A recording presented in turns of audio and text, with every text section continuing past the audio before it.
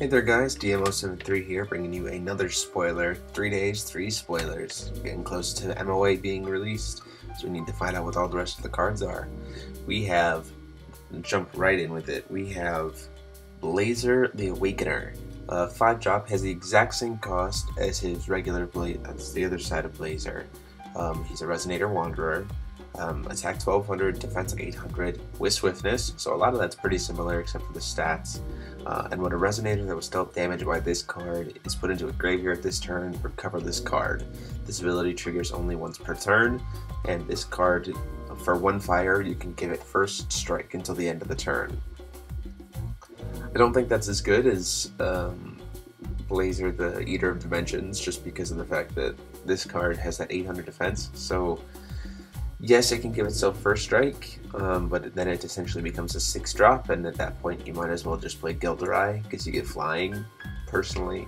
Yes, you'd be able to attack twice with it, but Gilderai, you can just bring it back if they kill it, or stuff like that. I just think that, plus with the 800, it's an easy Flames of Outer World kill, and it doesn't have that cool effect that Blazer, the other Blazer has in being able to come back.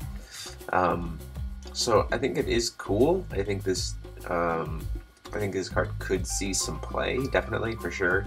But personally, between the two Blazers, I like the other Blazer better. I just think that like Gilderai essentially is better than this for an easier cost. If you're going for this, you know, having to get first strike or kill something for sure. So yeah. Then we have Cthulhu, the Living Flame, 3-drop, Resonator Cthulhu with swiftness. So it's a 5/5 swiftness, so it can attack on its first turn, but it's got an incarnation cost of 1 fire. So that's pretty cool. I like this a lot because of the fact that it only has an incarnation cost of 1. Cthulhus have always had kind of a struggle with being able to put smaller creatures on board, like smaller threats on board. And so with Cthulhu, you could easily on turn 1 play like a black goat and then go into a Cthulhu, load up a black goat into your graveyard, and then swing in for 500 on turn 1. So potentially, like, that's the most damage that you could do, like outside of a Thunder. Like Thunder does the exact same amount, but now you're sitting at turn 1 with a 5/5. So pretty easy enough to do, I think, for sure. So that's gonna be a really cool card. I'm really excited about it. Then we have an Emissary of Another Dimension, 3-drop, Resonator Human, 4/4. When this card enters your field, recover target Resonator. And then banish this card, destroy target card in a chance standby area. So this first effect is pretty sweet. It's pretty high cost though. Recover target Resonator, like, yes, it would help you get past, you know, you can, the same kind of thing, you could just like Dreams of Juliet something and recover it or something like that. But at least with this guy, you know, it could then attack again because it doesn't leave the field and come back. However, I think with a lot of these new when this card enters your field effects, people are going to steer towards playing things like Dreams of Juliet and things that bounce, like bounce out, bounce back, because then they can potentially get triggers more than once. So this card, I can see being used for like to finish things off, like holding it onto your hand, holding onto it in your hands, swinging in, and then playing it and swinging in for game, like to confirm game. But I don't really see this card being used a lot, like early game, middle game. I'm mainly just seeing used to like finish things off, especially because of, again, we probably want to try to get, if there's those when this card enters the field effects, it's probably better just to go ahead and bounce the card and bring it back to protect it or something like that to get the effect again as well.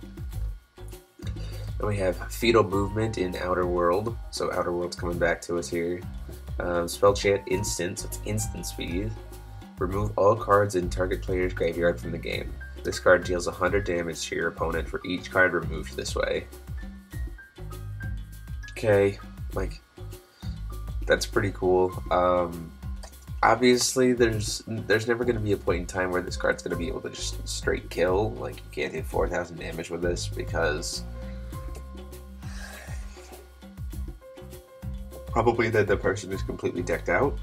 But I still see this card being consistently able to hit for like 5, 10, maybe 15 if your opponent's being too slow. And the fact that it's instant is pretty cool. I also just see this being a really good tech card, reactionary against like Salt.deck or Cthulhu's or any deck that really likes to load up their graveyard. You can just wait for them to play their Necronomicon or something that's going to respond, like something that you can respond to that uses their graveyard, and you just shuffle it or remove everything from the game.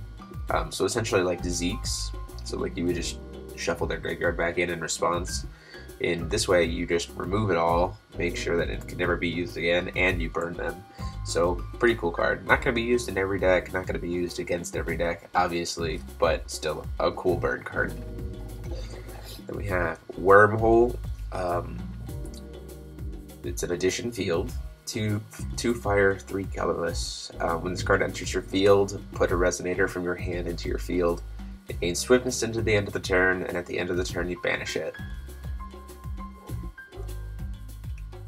Banish it meaning going back to the grave. So it just comes back and it just goes to the grave at the end of the turn. But it has the activate cost of pay 1 colorless and play X colorless, and then tap it to put a resonator with total cost X or less from your hand into the field and give it swiftness.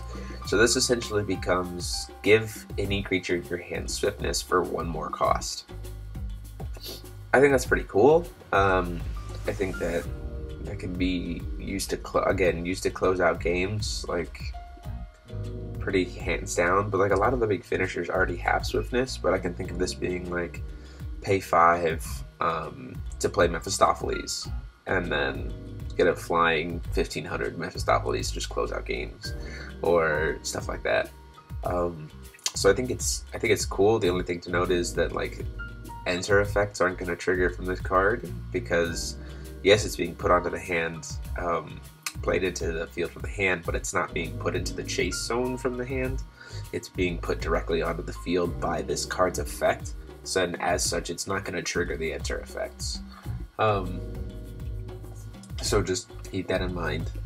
It seems pretty high cost for an edition for its effects.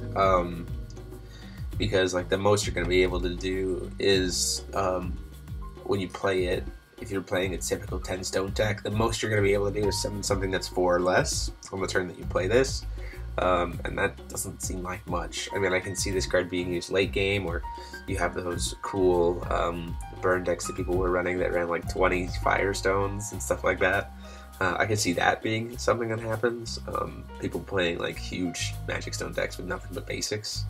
And this being effective in that, because that gives you way more to be able to spend. But other than that, I don't know, it just seems like a really high cost to me to even play it, and then if it gets destroyed, that's just gonna suck. I think edition, or it gets canceled or something like that, that's just gonna really suck. So yeah, guys, that is it. That is all we have. Pretty sure this is going to be the last spoiler for MOA, but I could be wrong. I've been wrong before, so if there is, I'll give you more information when I can. But let me know what you guys think about these cards, whether you think they'll be good and constructed, whether you think this version of Blazer's better, all that kind of stuff. So just go ahead and leave a comment, like the video, and go ahead and subscribe to the channel. And as always, guys, this is DMO73 signing off.